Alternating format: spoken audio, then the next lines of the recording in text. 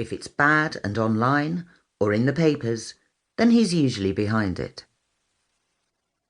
Mickey Taylor, 70, owner of Fonda Books, home of the tell-all celebrity biography.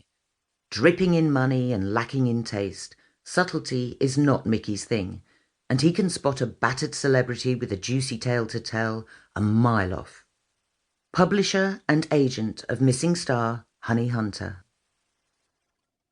Candy Dace, Australian, mid-20s, ruthlessly ambitious assistant producer with ambitions as high as the splits in her revealing dresses, will do whatever it takes to climb the career ladder, preferably in 6-inch heels. Tabitha Tate, reporter on tabloid newspaper The Herald and podcast host. Late 20s, from New York, came to London to further her credentials before heading to Hollywood, where she wants to make it big. Sassy, determined, and dangerously ambitious. Dead. Madeleine Kane, former owner of CITV and stunningly beautiful wife of billionaire Chad. He inherited the network that makes Falcon Bay following her on-screen death during the broadcast of the now infamous Christmas Day live episode 4 months ago. Missing. Honey Hunter, 50, Oscar-winning actress and former lover of Jake Monroe. She was due to take a leading role in Falcon Bay during its Christmas Day live episode, but disappeared out of the public eye on the eve of her big comeback and hasn't been seen since. Part 1. Chapter 1. February. Every brightly decorated street, building, bar or restaurant, and even all the houses the cab from Louis Armstrong International Airport passed on the way to their hotel, looked exactly how Sheena McQueen had always imagined they would during New Orleans' world-famous Mardi Gras celebrations. Even when she'd backpacked around the globe in her 20s before setting up the now world-famous McQueen Agency in London, Sheena had never been to the Deep South. It truly looked magnificent. The quaint wooden houses that popped out of the landscape reminded her of George Rodriguez's famous Cajun paintings. She had an original of his blue dog at home, and had always loved the vibrancy of it, the way his work seemed to come alive.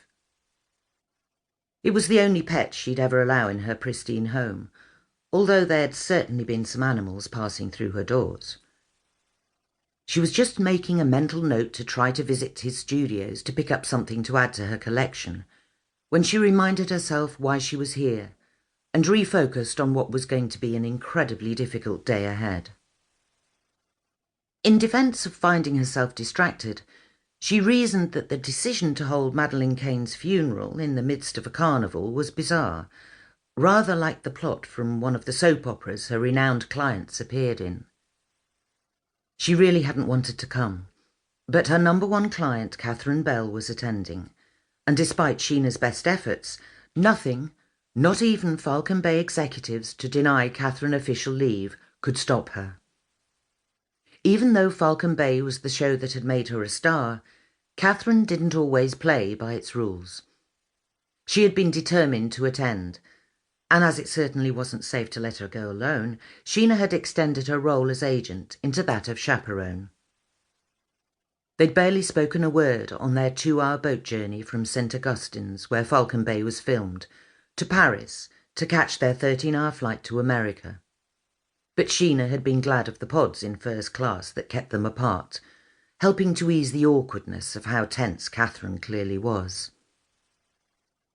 The morning after checking into their suites at the Maison de la Luz, a stunning boutique guest house close to the French Quarter in the city, they were picked up by a limousine to join the Kane family on the famous Delta Queen steamboat. Since Catherine had officially been cleared by the police of any involvement in her co-star Madeleine's death, Sheena hoped her continued silence, although uncomfortable to endure, could ultimately work in their favour.